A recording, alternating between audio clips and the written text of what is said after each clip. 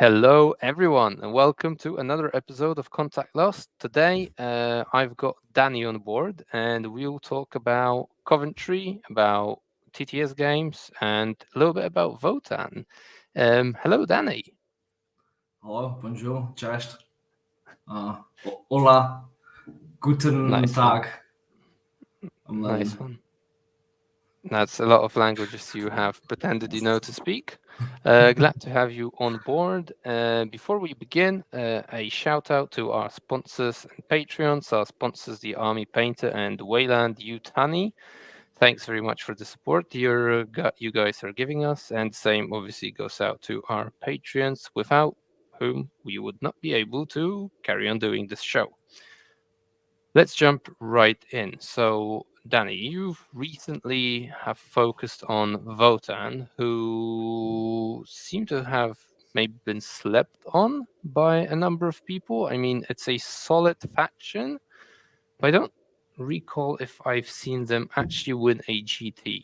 So, I wouldn't say they're slept on. I think people are very well aware of them. They have won. They have won a couple of GTs, actually. I think Jeremy from StatCheck won one in Canada. okay. There's been a couple won in like Sweden, I think Finland, and elsewhere. But they're not exactly winning big GTs. So there's that. Okay, so maybe that's why I had the impression. Any particular reason why Votan? I mean, I think you've played a number of armies in 10th already, even though it's not been out that long. Because I saw you playing Tau, GSC maybe a little bit, and now Votan. Anything else? Yeah. No, I mean, in terms of collecting and physically, I mean, on TTS it's a little bit different, right? But in terms of Mm-hmm. physically collecting, then yeah, I only own these three armies right now. I haven't sold the Okay. CSM just before 10th, ironically. So, yeah, I jumped, Unlucky. yeah, something like that. So I jump. I like Votan's been one of my favorites since I started the game. Like I just the whole idea of dwarves is my thing. Obviously, with me not being like 5'10" or whatever, me being quite short, it helps. But however, when 10th dropped, it was a case of Votan was so bad, but it's not even that they're so bad because I like to play bad armies. I like to play armies that aren't that high in the meta. Like I'm switching back to GSE for a little bit because GSE at 40, like 42% win rate, or actually I think like 39% this week. So they were at the sweet spot. The problem is when it sort of launched the index itself, it was very boring. Like you couldn't field much. There was no power in the data sheets. There was the enhancements were good, the strats were good, but like the actual army ability and the actual detachment ability in the data sheets were so bad. So I thought, oh, you know what, I'm gonna box these for now. I'm gonna play Tau because I actually started enjoying Tau. I started Tau because we were building up towards the WTC, and no one really knew what Tau was doing because it's quite unknown. And then we saw a couple of countries actually started testing it. So I thought, you know what? I said to the lads, I'll pick it up. I'll see it. We'll have some testing games, see what it does. And then I did the only undefeated, I think it was at Warsaw. GT. The only undefeated Tau player actually pre data slate. I'll put that up there. And then Votan got a buff, so I was like, I know. It's just giving you credit to your channel, really. So then Votan got a buff, and I thought, you know what, I'm going to pick it back up again because it looks like it's going to be really good for teams, and we need the data. And turns out I was right. I took it to LGT. What was it? 6-1 at LGT, undefeated, and 5-1. Sorry, was it? Yeah, 5-1. And then obviously the RTC winning the RTC as well. So I picked it up, and after that, I think it got a bit more popularity as people started to see that it started to place higher and higher and higher. And then it got to a stage where actually armies then had to really respect it and take into it. So it started to win, but now it's starting to drop down again, which is interesting. So maybe it's just a matter of people actually taking into I Votan? think Looking up it's some I think the solutions. problem is yeah, I think the problem was is no one really not many people played it, so no one really understood how it worked. Um, and what the win conditions of the army are, how are they pressing, what's their pressure like, what is their survivability. So no one really knew. So when it came out, people they weren't teching into it because they didn't feel like they needed to and things like that. So we actually started to win on that front. Now that armies are starting to tech into it, and not just that, you're seeing counters like CSM getting really popular because Mhm. CSM's been the biggest counter for Votan. I think NIDs are the next biggest counter for Votan, and they're starting to get popular. So I think that's why it's starting to go down a little bit. But we'll see. See what happens. Okay, so do you want to tell us real quick what actually changed in the data slate for Votan for them to surge in win rate, so to speak? Sure. Sure. So the way Votan works right now, a little bit one. The way it works right now is it gives out tokens. And tokens are +1 hit for one, +1 to wound. For the second, the third is irrelevant. Before the data slate, the data slate did three things. The first thing before the data slate, the detachment ability gave out one token. The data slate changed that to give out 4 tokens, and that's really big. Mm-hmm. The detachment ability, that's the detachment ability, and it allows you to get 3 CP if you kill something before your second command phase, 2 CP if it's before your fourth, and 1 CP if it's before the fifth. Votan lives and dies on its stratagems. It's got some of the best stratagems in the game. And the problem is because it's got really bad data sheets, the stratagems allow them data sheets to perform higher on a higher level than they should. So that's why the CP is really important. Not secondly, but more into that, what it allowed the army to do then was put 4 tokens out instead of one lot of 2. It was four lots of 2. So that allows you to be a bit more you could be a bit more strategical with where you put them. So before one was, or you put one down on a unit and your opponent could just be like, right, I'm going to move that unit all the way back. You'll never kill it. You'll never get CP. It's a wasted detachment ability. When you've got 4, what it allows you to do is it allows you to, for instance, what I like to do is if I'm against Tau, I'll put 1 on the crisis blob and I'll be like, right, that crisis blob, if it comes forward, I'll shoot it, I'll kill it. If not, you've got to be a bit more honest with it. But it also allows Mm-hmm. you to put it on the chaff and the scoring units. So you can prioritize little things about what works for your opponent, what is important for them, but also try and diminish different aspects of their power. So, like for example, if you go against Eldar, you can put 1 on the Incarn. Again, if he pops over, keep him honest, and then put the rest of them on the scoring units like Warp Spiders or Shadow Spectres, rather than putting it on like just a Wraithguard and keeping it on that, or just on the Incarn and keeping it on that. So it gives a lot more value to what Votan can do, and it allows them to snowball a little bit in the early game, which is really important. The second thing is points decrease. So Votan got a substantial points decrease, which it was a little bit too much, let's be honest. Sagittarius at 100 points is a little bit too much. But what that allows you to do, the problem with Votan obviously is they've got the really bad data sheets, really poor, but they've got really good strats and abilities. So now you're able to field these really poor data sheets, but a lot of them. So you can stat check a lot of armies. So that's the second thing. The third thing was the nerf to things like Devil Winds and Tauren. So Votan doesn't just get one-shotted anymore by a Wraith Knight. It can now actually come out and play and do a bit more aggressive pressure, moving forward with things like Sagittars and Pioneers, whereas before it couldn't. He just died. So that, for me, was a bigger change than the points cost and the buff. I think the meta change is what kind of allowed it to come into the foray, I would say.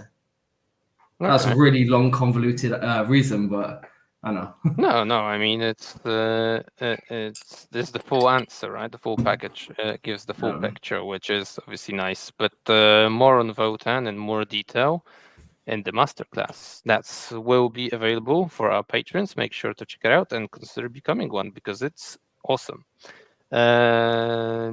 Now, a little bit about your list for the Coventry GT. So, what exactly did you take? Yeah, absolutely. So, So yeah, we had the Coventry, like I think it was 2 weekends ago now, which is a 3-day super major in the UK for those that might watch this and not know. It was like 150 players. It was originally meant to be 300, but like things with the world going on after, 2 weekends after and things like that, not as many people went. However, it's a little bit different meta than it is if you would play in, say, Poland. So I took a different kind of list. Well, it's not massively different. There were some alterations. So my list was essentially, I had it a second ago. So my list was two lots of Einhir champions. So one is with a hammer and a Wi-Fi crest for the for invulnerable save, and one is with an axe and the 4 invulnerable save. 2 lots of 10 warriors. 3 of them have the melee weapons. 7 have the blasters. 1 has a Etikan plasma pistol, medipack, scanner, comms, the usual standard stuff. 2 lots of 10 half guard with the Volkite and the concussion gauntlets and the hammer. 2 lots of 5 berserkers with the maul launcher and the concussion mauls and the twin gauntlet. 2 lots of 6 bikes, and then 5 Sagittars with the beams. And that was it. There was no enhancements, nothing like that. It was just pure efficient data sheets, and that's what I was going for. Okay. And any particular reason why these units, not different ones, for a UKTC event? Sure. So the problem with the UK, well, no, it's not a problem. The difference with the UKTC is, let's say, first of all, firing angles. So the firing angles that you find on that are completely different to what you find on the WTC, which means that you need different kind of units. So I use a lot of bikes in the WTC, but I use less Sagittars, usually on WTC terrain. However, here I opted to use 5 rather than 4, the standard 4 that I've been running. The other difference is the enhancements are different. I don't run any enhancements, mostly because of their FAQ. They kind of killed most of the enhancements of Votan. So I figured what you can do is, instead of just trying to run half-assed enhancements, we can just go full force data sheets and get as many models in as possible. Because the best way Votan works is if you just throw everything at your opponent and start check them. And we can get into that later, but the other thing that was a really big tech choice, and not everybody's on board with, is berserkers. So berserkers are an interesting one because they can't find a charge, they don't survive, they've only got a 5-up film of pain. However, they're very good at riding in Sagittars. They like the little go-karts. They're very good at that. But the other thing as well is I found that the things like the maul launcher is a really interesting tech piece into the current meta. So what the maul launcher does is it slows units down by like -2 to move, -2 to charge, -2 to advance. So if you're in a meta full of CSM with Chosen, Death Guard with Plague Marines, Eldar with Wraith Guard, if you can start even World Eaters and 8-bound Who Can't Hide, if you can start slowing these down and reducing the momentum, then actually it can swing really big. And that's what I found, actually. Berserkers were one of the better performing armies in both my Eldar games. Slowing down the Wraith Guard to 4 inches every turn was phenomenal. Being able to slow down even things like Obliterators to 2 inches, it gives you a lot more freedom to move around the board and just finds pockets of space where you can hide. So the list is so that's the list basically, and it was really fun. Yeah, I mean, just to build up on that, slowing down is a fantastic tech piece. Probably the only thing I miss now playing Chaos Knights and playing Thousand Suns before, and always having those 2 Discmen slowing things down. That was great. Too bad. So yeah, I can totally get behind that choice. Yeah, it's big in the meta right now. Yeah. So I'll digress for a moment before we go into the thick of it.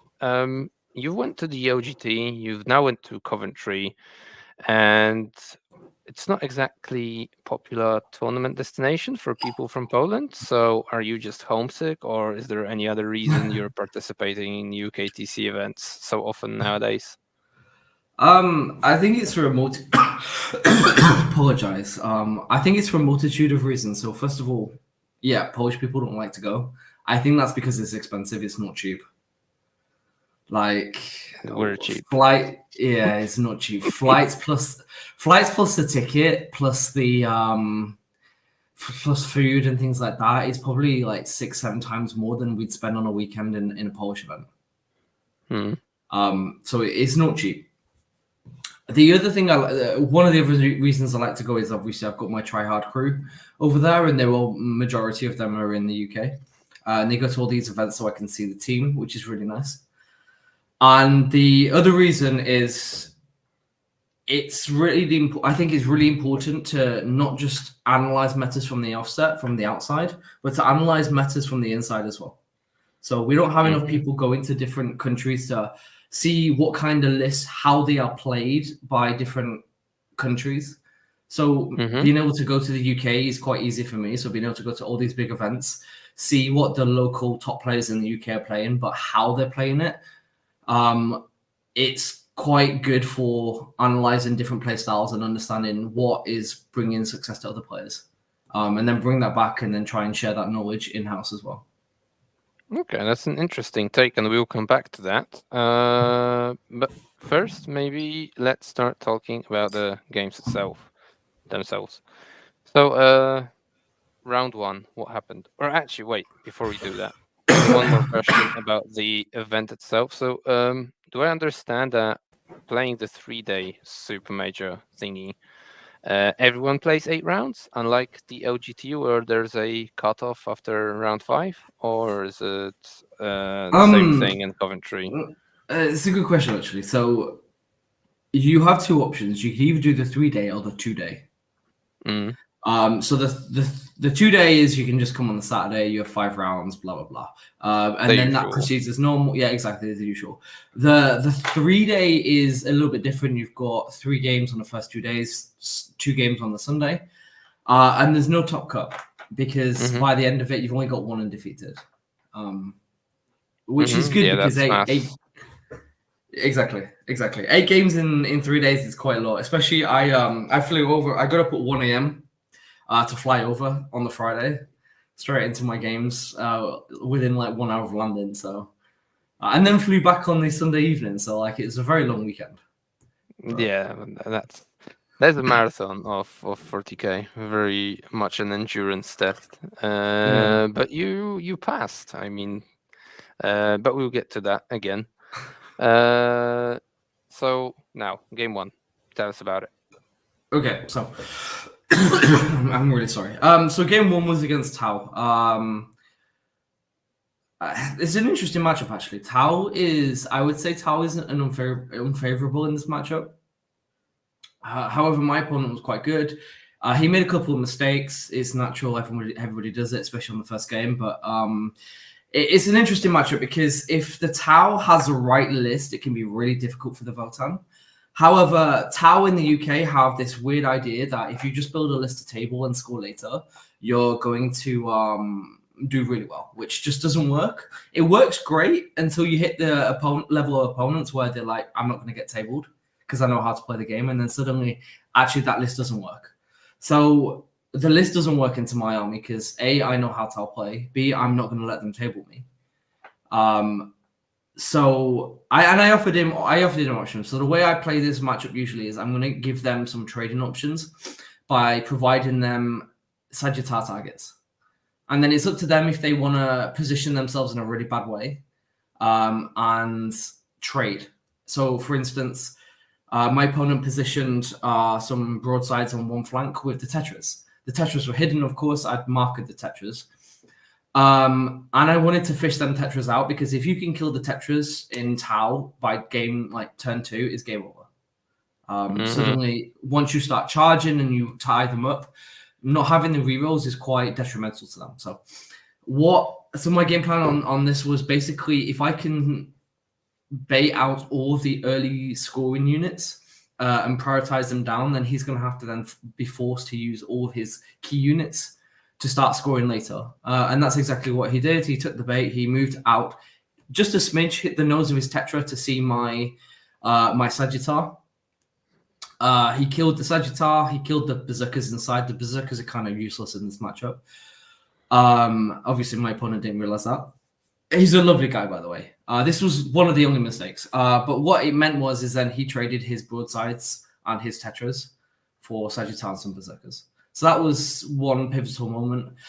And then the game was basically forcing him, killing his piranhas, killing his tetras, killing his crew, anything that can trade early, especially on VAR and things like that, that score him points and doing actions because he took tactical and things like that. So I focused all that down, and then it was a case of he just sort of ran out of resources to both attack me but also score, and he ended up losing that way.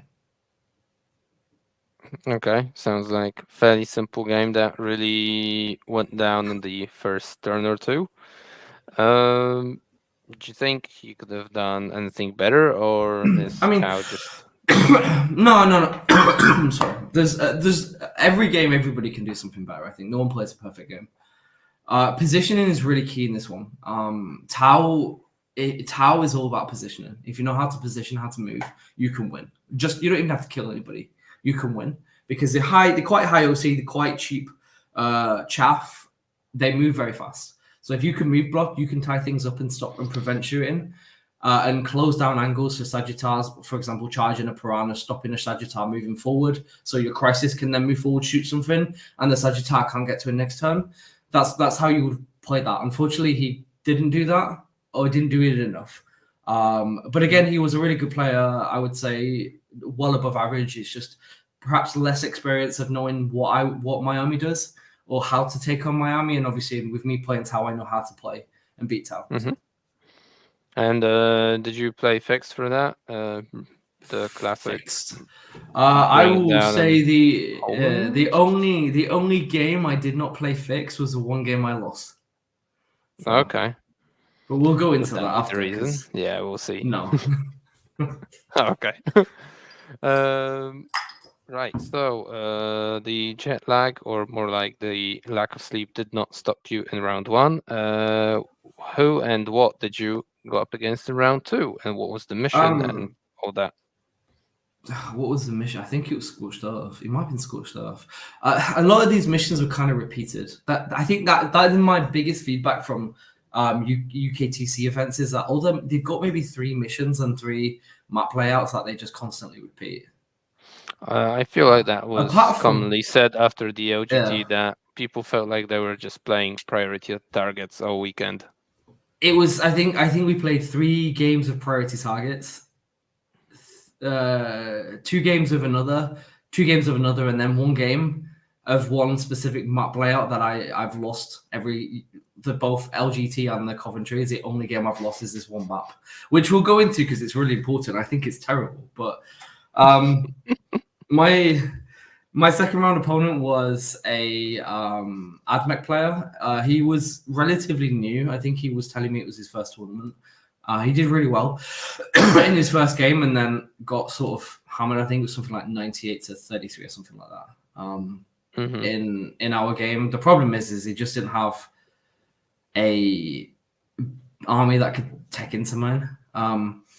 So it was a bit of a whitewash, if I'm honest. But he was a lovely guy, absolutely lovely guy. And I hope he learned a few things, and maybe he definitely has some sort of good ideas, and his movement was pretty good. He just didn't have the right list. So. Okay. Could AdMech bring a better list into Votan in general? It was, did I say AdMech? It was not AdMech. Astra Militarum. Jesus. Okay. Sorry. Astra Militarum could absolutely bring a better list. They could just bring all the Wyverns and all the Earthshakers and all that into business. But he brought a couple of Forge World tanks, which were quite interesting because they had a 4-up invulnerable save. But like once you get into them in melee, they sort of just crumble. Berserkers kind of obviously did quite a bit when they just do damage 3 to them. So it's interesting. Understandable. At that point, what did you feel going into round 3? Like too tired or hyped up from the wins that you just got? Actually, by this time I was kind of all right. Like I think you hit your second wind and you're not too tired, and it was like, right, okay, this is fine. It's really late. I've had I don't know how many monster drinks or whatever, so I was okay. Until I realized I was playing into CSM, and then I was like, okay, maybe I should just go to bed now. But This CSM was an interesting one. So CSM is Votan's biggest boogeyman right now, Mm-hmm. and the reason for that is because they've got things like Forge Fiends and Obliterators that are perfect at killing Sagittars. But then Forge Fiends are really good at killing half guard. It's really hard for you to press high, because you can't shoot one of the Forge Fiends outside of 12 because they'll pop the strat. So you've got options that they can put all their rhinos and all their Forge Fiends in your face, and then you can't kill all of them.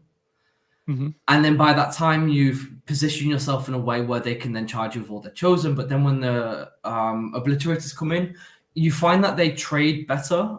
And later, towards the middle part of the game, they have more resources on the table than you do, just through the nature of the fact that their shooting is better than yours and their melee is better than yours, Mm-hmm. and they're faster and they're more survivable. It's weird. So, Dark Pact is a ridiculous ability. And we're not saying Yeah, more of that. it is very solid. So, Yeah. spoiler alert, you did actually manage to win round 3. So, how did that go down? So it was an interesting game, actually. I think my opponent had quite a really. At first, I was kind of losing. My opponent had a really good way to play into me, and that was sacrifice a lot of his chaff units to prevent my movement, which is key here. The half guard absolutely. So he had, I think it was 2 units of a cursed cultist. Let me just check his list. James Sykes. It was 2 units of accursed cultists, and then 2 units of chosen, 2 forge fiends, 2 obliterators, 2 lots of raptors, some nurglings, and I think he played it really well at first, and he was doing the right thing by using raptors and nurglings and whatnot to just stop my Sagittars moving. So he was slowly scoring points. However, he was able to use things like the raptors and whatnot to deny me priming at first, because if I can't get out of the Sagittars, not in UKTC, because Mm-hmm. the way a lot of UKTC maps work as well is they don't necessarily have terrain, especially in the middle on the objectives. They have them just off, so it's Mm-hmm. perfect staging if you've got a rhino. Yeah. So you don't want to stand there in the open because they'll shoot you. So your opponent has this free reign of just sitting there with his rhino, and then he can get out, and he's actually a lot closer to your objective than you think. So you've got to be very careful where you position, otherwise you're going to get Sagittarius whatever popped. So he was doing very well at denying my primary, and using a cursed cultist and whatnot to sort of push me back and hide. And so I was starting to lose, and then I actually managed to create some space. So the way you play my list is you use the Sagittars and the bikes to create the space, so your half guard can ingress in, and that's their entry point to be able to get onto the board and start collecting board space. So he gave me a good entry point to get in. I managed to then charge the accursed cultists, and now the problem here is he was very smart to know how to position his accursed, so I couldn't shoot them. And the issue here is if half guard can't shoot the accursed cultists and they fight them, they don't kill them in melee because they've not got enough attacks mathematically. Mm-hmm. So it was hard to sort of whittle him down. However, there was a couple of key positioning mistakes, and I managed to close down on the obliterators and the forge fiends quite early. So, for instance, he had 2 forge fiends, but they were quite close together. So I was able to charge 1 forge fiend with the with 5 berserkers, kill it, but then use the 3-inch pile-in to get into the other one to touch it, so it couldn't move and shoot and wrap it. So that was a bit frustrating because he couldn't really couldn't free it without subjecting his accursed cultist to getting shot from half guard angles. So I think that was probably one of the turning points for him in the game. And then there was a case of perhaps being a bit too aggressive at some points, but other than that, he played quite a tight game, and it was harder than the score suggests. Okay. Day 1, 3-0, solid. Mm-hmm. So before we go into day 2, how do you prepare for such a singles event? Do you do any actual dedicated preparation? Obviously playing with the list, but I don't know anything else because it's hard to like get a good idea of the matchups when there's 150, 750 people attending, right? Yeah. So, sorry, one sec. So the way I sort of build lists is I have this what we might call a pairing table. So that's the first step. What I tend to do is I look at lists that have been performing in similar events in the same country. So because UKTC is quite unknown for us at times. Obviously, in Poland, we know what most people are going to take because it's quite a small community, and everyone is quite Yeah, predictable at exactly. times. But in the UKTC, it's not like that. Like there's like so many players. So what I tend to do is I tend to look at previous events. I try and look at what are like the top 10. What is the overarching theme of the list? Are the Eldar lists evolving? Is the new tech pieces coming in? And then I create a sort of. I have a like a pairing matrix, but it's for all my units. And then I try and find all the meta units in each army and try and pair which can I counter that with? What is what am I missing? What do I need to try and tailor to? So the biggest challenge I had was Wraithguard. So that's why I added in Berserkers. It wasn't for World Eaters or it wasn't for CSM. It was actually CSM? for Wraithguard. Right, yeah. It was actually for Wraithguard because I had no way of dealing with Wraithguard and it wasn't even to melee them. The whole idea for me was I'm just going to use the grenade launchers and keep them like controlled. So that's Mm-hmm. why I added in the Berserkers. And then I thought, actually, you know what, Tyranids is quite up on the rise. It looks like in the UK. It doesn't look like they've kind of grasped fully how to build the right list for it, like I think other countries have. But it was popular, so then I thought I need some bikes. But then I really like bikes anyway, so that wasn't a full meta choice. Okay. But because of the terrain, I also have to think, right, how can I move around the board and take advantage of the angles? So I was playing with a different list and things like Thunderkin, but then I just thought we'll go full speed and we'll just fully stat check them. So that's how I got to my list with the Sagittars and the bikes, and the Terminators are just absolutely relevant always. So that's the kind of prep that I do. Then I sort of test and I watch games on a lot of different TTS discords. Sorry, to figure out how people are playing, what kind of list they're playing, what they're testing, and just try and get an idea of what the UK meta looks like.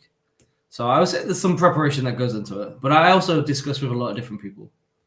So. Okay. And once lists are live, do you know check obviously the biggest names probably? But do you do anything more to it? Do you play any of the matchups, or is it just not enough time to do that? I mean, there's always time. I have a lot of time. Time is what I have. No, I I envy don't you tend big to. time. Well, to be fair, you're married with a child. I'm not. I think I'd rather be married with a child than have toy soldiers. But I say that now. That's because I don't have one. I can say that, right? Yeah, that's why I'm not answering. Exactly. No, so for Thinking. me, I don't. No, I fully get it. I don't test the matchups, but what I tend to do is sort of look at players that I understand because I don't know a lot of the players. So I look at players that I recognize, players that I think I'll hit at certain points because like the first 3 or 4 games are usually not the most difficult, and then you start hitting them. So I tend to look at the players I expect I'll hit, see what their list look like, or is anything in there that I've not anticipated, and then try and figure out if there is something in that I've not anticipated. Try and figure out a game plan, a quite a quick game plan, and I'll sort of counter that or play into that. I think Liam's was probably the only list I didn't really anticipate. I think, ironically, the Ignite boys were the most predictable. So standard there. But I think Liam's list was the one I didn't anticipate, and it did provide me the most issues. Eldar players were a lot more predictable, although I did play against one that had a really weird list, but it was quite cool. So Okay. that's basically all the prep I do. Right. Was the Elder player your round 4 opponent by any chance, or was it someone else? Might have been. Let's have a look. I've got no, that's round 5. Oh no, round 4 was CSM. Sorry, what was round 3 then? Oh, round 3. Sorry, so round 4 was CSM. So round 3 was actually World Eaters. Okay. And okay, so we're going back in time now. Round 3 was World Eaters, and World Eaters is an interesting game. Ever since I got my, let's say, arse handed to me by Anthony Vanilla in Alpine Cup in like February, I've been very wary of World Eaters and what they can do. So now I sort of created a game plan that works quite well into them. And it is basically, I'm just going to put everything I've got in the open. Make sure that if they charge me, make sure that all vehicles are not within, I think, 8 inches of each other. So if they charge, they can't charge 2 units, kill it, and then pile into another or whatever, and things like that. And make sure that everything's in the open, that when they do kill something, they can't consolidate away from line of sight onto an objective. So then my opponent has 2 options. They either charge my transports to try and open them up, and then they get shot by me in my next turn because everything else is deployed back, but deployed in a way that my bikes can move 12 inches, get my 24-inch firing angles, and start killing 8-bound. Or my opponent can play more defensive and I control the board. And I'm happy to do that because I will slowly win the game that way. So I did that. I put my three Sagittars in the open, everything else a bit more back, and my opponent just had to sort of try and deal with it. And unfortunately, it just couldn't. So it was a fun opponent, but it was 97-60 for me. So okay. And in that game as well, the secondaries I take is assassination and homers, mostly because again assassination, either they rush you because they have to, because they're a melee army, so they have to be in melee range, and you're going to score anyway, or they can't, and then they sort of give up the board. So it's a double win-win. It's a win-win, yeah. And Angron returning, I think, counts the many times you kill him. Or yeah, he. I mean, I think one of the games, I can't remember if it was that one or the other one. I think I farmed almost all my assassination points from Angron. He just kept resurrecting, then he kept coming back, and then he gets shot, then he dies, he resurrects, he comes back to get shot, and I'm like, okay, we can do this all day. Because Votan are very good at killing him. So there's the kind of pure volume, and he's not got any feeling pains or anything like that. So he's kind of really weak defensively, I would say. Okay, that's interesting, I guess, considering your list. Oh no, you've got Hylas beams. They're like strength 12. Wasn't it? Yeah. So they do so when they free up. That's the each time he comes back. Yes, because he's not a brand new unit. It's just him. Okay. Yeah. Right. Okay. So he dies. Yeah. Exactly. He keeps his free gifts for the rest of the game. Yeah. Right. Makes sense. So yeah, in this matchup, Angron's probably the least issue. All I have to do is every now and then feed him a Sagittarius who's happy, stays where he is, and I can kill something else, and it's fun. That's a worthy sacrifice. Exactly. Is what he needs. Right. So we're halfway there. Round 5. That's still not the dreaded one, is it? Round 5. What did we have? Round 5. I think that was CSM. Yeah. So not CSM. Crawford Eldar. So I played a guy called Luke playing Eldari, which had a really interesting list actually. So it wasn't. So I think 95% of the Eldari players, or however many there was, all played the standard 10 Wraith Guard, 1 to 3 Night Spinner. Yeah, so boring. Incarn and all this. This opponent actually played something completely different, and I really respect it actually because it was a really interesting list. It's still Eldar, so it's very frustrating to play against. But he didn't have any Incarn. He didn't have any Wraith Guard. He had Ivrain, the Visarch, the Farseer, Illic, Dark Reaper, 2 lots of Dark Reapers, 2 Night Spinners, obviously. Some Rangers, some Shadow Spectres, some Troops, some Mandrake, some Reavers, quite a few Reavers, and 3 lots of Scourges. So it was actually it's really good into me because the Scourges just each time will pick up a Sagittar because it's all anti-tank. However, I think the case here is I've played against this before. Duda plays this weird stuff as well. So I have the experience of playing into this weird stuff. So I know what to expect, what to anticipate, and I think my opponent didn't fully understand. Well, not fully. It's not fair to say he didn't understand. I think his game planning to me wasn't fully correct. And also I did make like a 9-inch charge turn 2 on a like sort of emergency deep strike situation where I was like, right, if I don't deep strike now, I'll get nowhere, because he was managing to kill Sagittars quite quickly by turn 2. Because like it's really hard for you to sort of, it goes back to the thing we were saying before, where you need to sort of bait people to trade. So, but the problem here is Scourges can move, shoot you, and then move back. So they trade really well into me. So he was doing that, and it was hard for me to sort of hide them on this terrain layout. But I went for a 9-inch Hail Mary charge, made it turn 2, and then my half guard were already in the middle. And for him against his list, it was game over from that, I would say. So the mistakes he did is focusing too much on killing the Sagittars and not enough on pushing the board back, I would say. But other than that, it was, again, lovely guy. He has some really cool ideas on how to play the list. It was a really cool list. It's just perhaps there was a few incorrect decisions, I would say. He also did make one incorrect decision as well,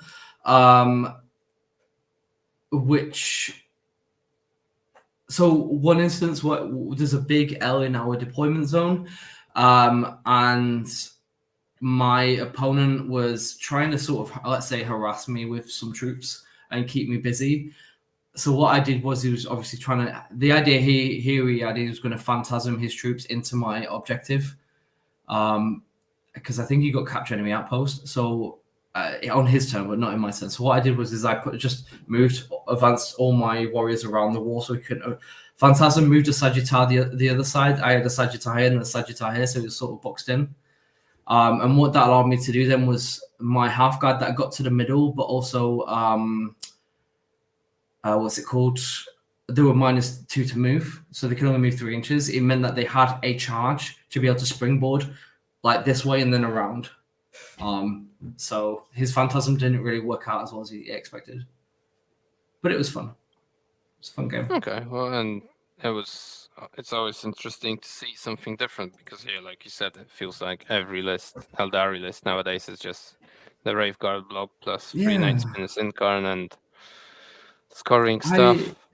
That sort of feels like it's like a training handles sort of training wheel sort of list. Anyone that is not really, I think people need to just steer away from that and start playing a bit more creative. Because like realistically, you play this list as an Eldar player, all right, you'll win some games. Obviously, not everyone knows how to play into it, and then you'll come against players who know how to counter it. Because it's been played by like everyone. It's been played by everybody. Like, people are able to build to counter it, at least somewhat. Yeah, exactly. So I think people, need to just start steering away from that and start playing a bit more of an MSU approach, or something a little bit more creative. Like, I think my opponent's list was really good. So I'm curious to see how he evolves it, to be honest. Cool. Fingers crossed for him. Round 6 for you. What happened there? No, we'll skip round 6. So round 7. So that's the one. Okay, so Liam, who won the event, was my round 6 opponent. It was inevitable that I eventually play into him. The one army I didn't want to play into was CSM run by Liam. I was definitely happy to play into someone like Gaylard with elves and things like that, because again, he had the triple spinner, 10 Wraith Guards, and my list has some really good tech pieces, such as the Berserkers, to help me control that game, which I think everybody still disrespects and doesn't quite understand, which is fine. Because everyone seemed very happy to play into Dwarves. Anyway, so I got Liam. This is a one matchup that I did. Yeah, people were like, oh, maybe I'll get you next round. I'm like, hopefully not. So I played into Liam, and like, no, here's the thing. It's the one mission that I keep losing to, and it's a one mission where it's like, it's 4 objectives in a row, but all 4 objectives are in the open. So I'm like, okay, great. There's nothing you can do. Like there's a couple of like small L's on the either side of the objective, but they're not. You can't hold them safely. So all Liam had to do was just push and pressure me. He did. Credit to him. He did the exact perfect tempo of using his chaff, things like the 1,000 Suns, to just push me back. because you don't care if you sacrifice him, but it stops my half guard being able to teleport in. So he went first. By the way, I didn't go first once in Coventry. So he went first, and he managed so what that means is turn 2 in his turn, he's then able to engage when he wants to push back the half guard ingressing line. And he's got enough units to do that twice. So that means half guard actually can't push anywhere good. In hindsight, I think in this matchup on this mission, in this terrain, I should probably have started them on the board. But you live and learn, right? So the way he wins this is he can just sort of chill a little bit turn 1, and then turn 2 when the obliterators can come down, he can put literally his double Forge Fiend and his obliterators just in the open, because it's such a big, it's like a massive space, and they can sit on the objectives. And now if I push forward, my 5 Sagittars won't kill all of them. They will kill all of my Sagittars. And in the meantime, he's got 3 lots of Chosen ready to come and just destroy me. So it was just a case of I can't trade into him. My only options were either try and be aggressive and hope that maybe dice swing in my favor, or play defensive. But if I play defensive, he takes a board anyway. So it was just, I think, had I gone, it wouldn't be a win no matter what, because it just counters me. But if there was maybe a different terrain layout and a different mission, there's probably more points to play for, I would say. Okay, and going first, would that change anything massively, or? Going first helps because you get the priority of knowing when you can deep strike and where you can deep strike. So that's the key here. Is whoever goes first sort of gets this pocket, builds a pocket of space for their army to be able to deep strike, because he's got obliterators. I have half guard. Also, going first means you can sort of pressure certain areas of the board if you want to. Or what I can do is, especially if he's not got obliterators on the board, is push all my Sagittars straight out. Everything I've got on the table, right in front, in the middle. If I go first, that's what I would do. And that way, he has the same issue I have in turn 2. He can't kill everything. So I get something to shoot, and I can then kill his Forge Fiends. Unfortunately, it was not meant to be, and he went first. So you live and learn. Alas. Yep. Alas. I mean, if you're going to lose, you lose to the winner, right? Yeah, exactly. So that's well done. Then that was the end of day 2, I believe. You're on 5-1. So how high can you end up with 1 loss? Theoretically, you can win. Theoretically, you could win the event. Yeah. So I think mathematically, it could work out that you could win the event with 1 loss, but it didn't work out that way. I think I might be wrong. I think different people told me different math, but you can definitely top 3. You can definitely top 3. Okay. So that was sort of my goal. I knew I couldn't 8-0. There was too many. I would eventually run into somebody that can deal with my army.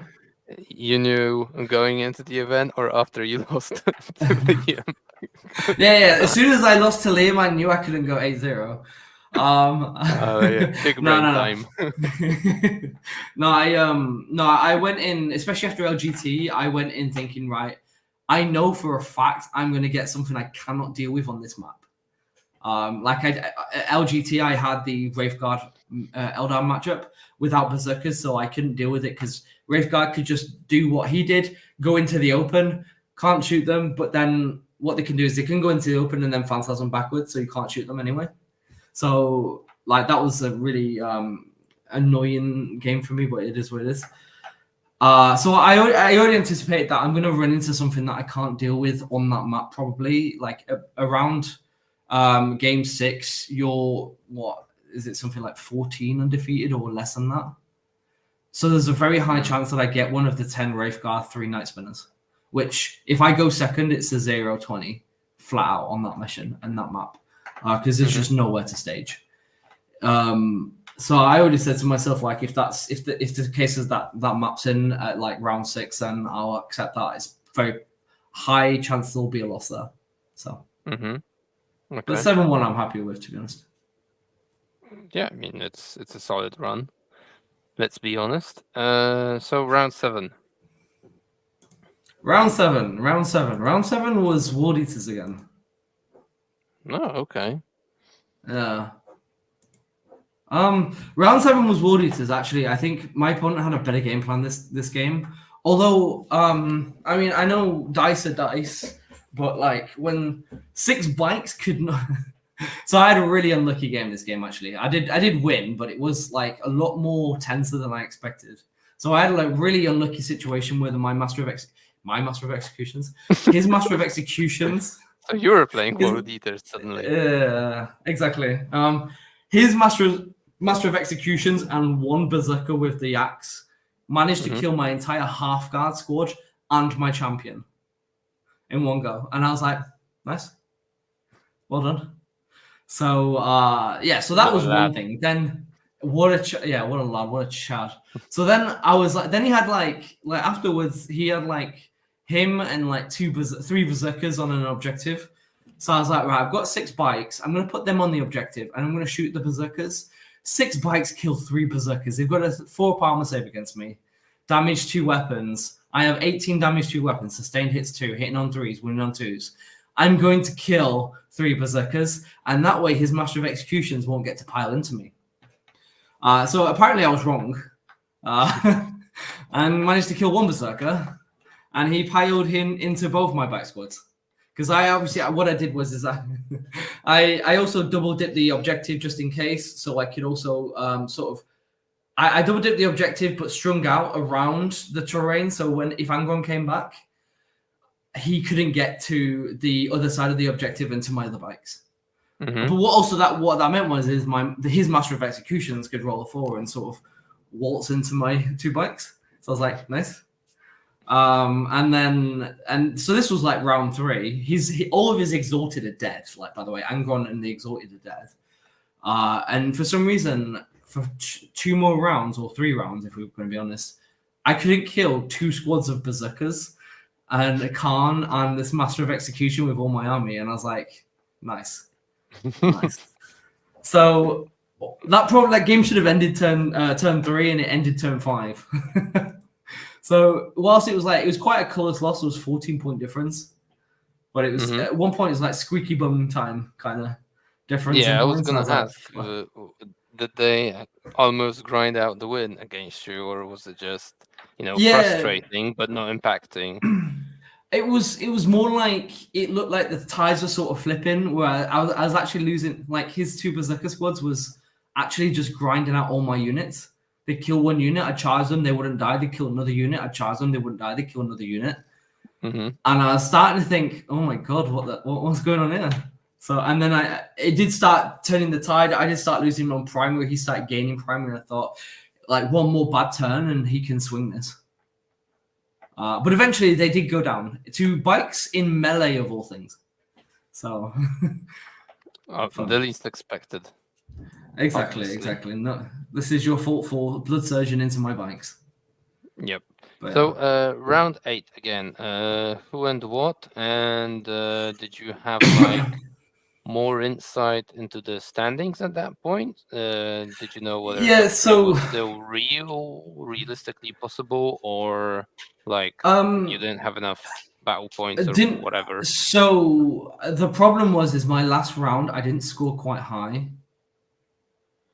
With me only scoring 82, because again, like the game was sort of like swinging into my opponent's favor. At key points where I should have like sort of tabled him almost, I didn't. So I didn't score as many points as I should have. So at Hmm. that point, I'm thinking I'm not good enough. Like 95 to 100s, I'm probably going to be out of the top 3. And then I got down paired into my teammate Chris Patterson playing his as his elves, obviously Time Wave Guard. And then because I got down paired, I was thinking, right, probably I'm not out in top 8, but or top 3. But what I'd like to do at least is go 7-1. Hmm. So Chris and I played. Chris played the standard 10 Wraith Guard, the Incon, Fuegan, Night Spinners, the usual shit. Hmm. Wait, are we allowed to swear on this, by the way? Yeah. Okay, well, it is. We are recording after 10 p.m., so I assume so. So yeah, so he had the standard Wraithguard stuff, and I had my game plan set. I knew what I was gonna do. I don't think Chris fully knew what he was going to do. He had some good ideas. He had some sort of like, let's say, risky plays that didn't pan out, but I was effectively able to control the board. I think the issue Chris had is he. So what I did was I sort of moved all my Sagittars and just unloaded them, got them all out. And the idea here is he can either come out and shoot everything, and then I get to trade back with everything else that I've got, or some things survive and I score points. So I did that. All my berserkers were out. The Sagittars, my Sagittars were empty, apart from like one in the middle, just because of contingency, and you need that.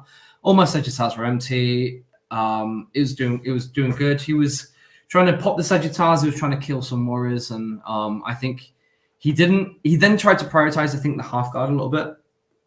And the issue here is you need to kill the bikes. So in this matchup for Eldar, bikes are absolutely key. And the reason for that is bikes are really good at just killing Eldar. They've got the volume. The problem with Eldar is that they're very weak. However, they've got like 3 up armor saves, they've got 4 up invulnerable saves, or 5 up or whatever. So you need volume you need quantity over quality. So that's what bikes provide. But also bikes can reposition around the board, which is really key because Eldar are very fast. It also means that he has to constantly play this game of, I need to screen to stop the bikes coming in and getting something. So because of that, he was starting to lose assets around the board, and because I know sort of where he needs to be and when he needs to be, I was able to just be in the right places to pick them off.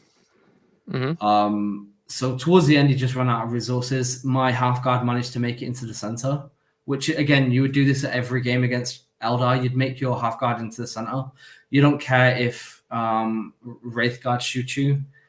They're just a bullet sponge that score points. So over the game, cleanse and homers, and I just sort of bled him out of points, I'd say. It was close though. It wasn't like a whitewash. It was like, I don't know, I think it was like 10 points in it, something like that. Yeah, there was exactly 10 points, 8 to 7, 7 to 7, but you're never going to score high against Eldar. So. Right, so you did achieve 7-1. You finished 5th, so congratulations on that. Did you check if you missed by much higher place, or the 3rd place even, or like I'm not gonna bother. I didn't bother. I think it's better to not do That's that. fair. Yeah, I think so too. Yeah. Also, for me, I don't really care about winning a GT or a super major. Like, it's nice if you do, but there's so many different things that can go wrong for you that, like, the pressure of being like, all right, I need to win this is just too much. If you win there and they get there, fantastic. But unless you take the top 2 armies and you get good pairings and a good system and you're one of the best players, it's just, you're better off just going for something a little bit more achievable, I would say.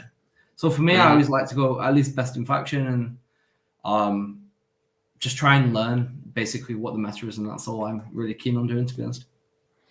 Okay, so that actually reminded me of the statement you made at more towards the beginning of the episode. So did you achieve the goal of learning how people play the armies in the UK, understanding the meta that's over there, and did you manage to bring it back here to the promised land of Poland and making use of it?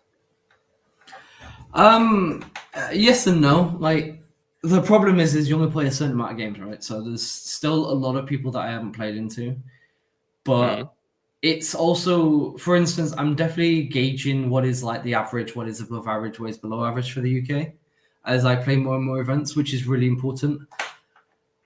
There's definitely lessons learned from the differences in list building, I would say. The UK players, from what I can see, very much prioritize, and this is interesting, they very much prioritize tabling somebody and damage. And that's obvious because they play win, draw, loss. So they don't. They just need to win by 1 point. So a lot of them build these lists that focus. So like we mentioned with the Tau do this. CSM do this, Eldar do this. They build lists that focus on killing first, scoring later. In Poland, we build lists that focus on scoring and denying your opponent points, which kind of does create this offset, this different meta, and a different approach to the game. So, for example, what I noticed when I was playing is most of my opponents aren't thinking, how am I denying my opponent? They're thinking, how can I score my points?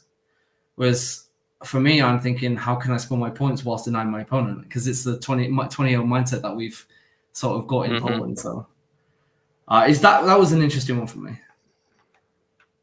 Yeah, I mean, it's funny you mentioned that because I did play a game yesterday and I was thinking primarily of denying the points and only then about scoring my own primary. So yeah, that's something. That was for our scrim, or was that for our stat check team? No, that was the scrim game against Sweden. Yes, congratulations! You got the highest points. You got more points than my two games collective. Yeah, but in your defense, you played the Space Marines for the first time today, or what was it? That was so boring. Such a boring army. I don't know how anybody can enjoy Space Marines. Jesus Christ. Most popular faction or something. Poster boys. Oh no. Anyhow, speaking of TTS scrims, you're very much involved in what Team Poland is doing and developing as a team, as a community, etc., etc. You also took the lead on one of the scrims that we've already had, whereas we've not had many, but maybe all the more reason to highlight it. How did that come to be? Did you just talk to the guys like, hey, pick me, I want to do something, I want to run one of these, or I think what happened? That sort of came to be more of a conversation with Typhus, which is, by the way, on record, really good to have him back in more of this position that he's like excels in. So that was more of a case of talking to him, and he hasn't got a lot of free time, but he also wants the community itself to sort of, if you tell people what to do, they don't learn for themselves, right? Mm-hmm. So I think it's a case of trying to get the more experienced players to help the new players come in, learn, without having to rely on Typhus doing everything or Duda doing everything, right? So we were discussing and saying, do you want to lead one? And I said, yeah, sure. And then I got France. Couldn't have been any other team, could it? It had to be France. Yep, baptism by fire is what we do. Exactly. So yes. I'm sure it's not giving away secrets, so we can talk about it now. But like, because I think it's a really interesting one. I was going to share. I'm sorry to interrupt you. I was planning on sharing the matrix, and I think it will kind of explain why I say trial by fire, because it's just fucking autumn in there. Jesus Christ! Oh my god. Okay, I think this is a really important statement to make. So we had a lot of, let's say, I think 4 were definitely newer to teams. 1 was less experienced, and then we had 3 experienced players. You can tell who's the most experienced out of them all because he's got the more greens, which is Duda playing Death Guard. And what we tried to do is we tried to, instead of telling people how to make their parent estimations and how to what is right and what is wrong, we want people to learn through experience. So the idea is they fill their own estimations in. We, for example, I'll go through it, and if ones that I don't agree with, I'll ask them, can you explain? Can you give me a bit more details? But the idea here is not to say you're wrong, it should be this. It's to try and see if either can they learn from this experience and try and figure out an alternative. So I picked a team because I wanted to test certain archetypes of lists out that we don't necessarily see in Poland, but I've seen, especially in the UK. So Death Guard is definitely one that I wanted to see more of. Chaos Demons, I saw Haidar from Iceland play Chaos Demons, and I want to see how that works out in a team setting. And then there was a case of Space Marines that I wanted to see how that works. So I put together a team, handpicked a bunch of players, mostly new, that I wanted to see how they would, perform and do the pairings. So they filled out the pairings. We come to the pairing day against the French, and then this is what I get. So for anyone not knowing, a dark green is like a 17 to 20. A light green is like a 12 to sort of 17, 16. A yellow is a draw, so 8 to 12. Orange is from, let's say, 4 to 8, and a 5-8. red is from Yeah. 5, 8. Yeah, a red is like 1 to 5 or whatever. So basically, like strong win, drawish, small lose, big lose. And something what we've that got. we got from the French, which is the light blue, the booyah, Yes, which is booyah. basically you, regardless of any circumstances, you always 20-0 your opponent. Yes, exactly. I'm not sure why we've got a booyah on Space Marines, but okay. Space Marine No, Mario, that's but like, cool. I mean, if anyone knows, you're not going to booyah Pierre's Castor's Space Marines from France, are you? The little magician Oh he yeah, is. yeah, exactly. Because it's France. I didn't Although ask yeah, it one is, yeah. there. So yeah, that's ambitious. Exactly. Although we do try and encourage people not to focus on names and player skill. Always Yeah, anticipate of that your course. opponent is the best player in the world. But trying to do pairings with this is really, really difficult because there's not really anything you can do with this. So needless to say, it was an interesting experience. But Um, so go on. yeah, I just noticed I didn't copy out how did it actually end up. What was the team We don't need to estimation go from into the? that. We don't need to get into how it ended. It's not the destination. The journey is important here, but Yeah, of course, France obviously France won. they did, but They not did. not that much. I mean, it was like 90 something, right? So they didn't Ah. get triple digits. So we have kept our dignity somewhat. Yeah, something like that. For what it's worth, actually, I think it's interesting because this is a really good training program for us when we do these, and like our newer players learn a lot of, they learn a lot. Our more experienced players have the playground then to test against good players, different lists. So we don't necessarily win a lot of these, but then when we come to do ETC, we are well prepared. So. Yeah, Um, and that's what matters, it right? exactly. So we don't care about winning these. We care about what the conclusions and the lessons learned at the end. And they can, Exactly. That's if what we any, tell exactly, ourselves after we lose. exactly. Although I am telling it before we play, just so that it is cemented. No, I'm joking. But other than that, it was a fun experience, and I enjoy the next ones that we will do, which I think is Ireland and Canada. Yep. So, Northern Ireland, to be exact. sorry, Northern Because Ireland. yeah, they'll get offended Well, or yeah, we don't something. want to. We don't Or want the to other guys will. start a geopolitical war, do we? Exactly. Not on here.